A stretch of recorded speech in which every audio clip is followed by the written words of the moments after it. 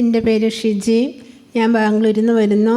കഴിഞ്ഞ ജൂലൈ മാസത്തിൽ അച്ഛൻ്റെ ഒരു കൺവെൻഷൻ ഉണ്ടായിരുന്നു, RRCയിൽ വെച്ച്, ധ്യാനകേന്ദ്രത്തിൽ വെച്ച്.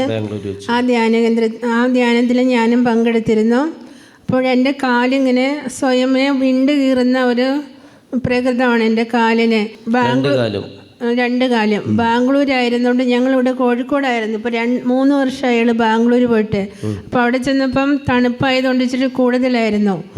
അപ്പം ധ്യാനത്തിന് അച്ഛനിങ്ങനെ കൺവെൻഷന് വിളിച്ച് പറഞ്ഞു, വിണ്ട് കീറുന്ന ഒരു മകളെ കർത്താവ് സുഖപ്പെടുത്തുന്നെന്ന്.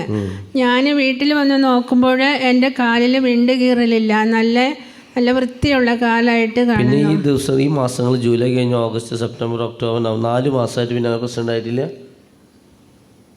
നല്ലൊരു കൈയടി കൊടുത്തേ, കണ്ടോ, മനസ്സിലായോ?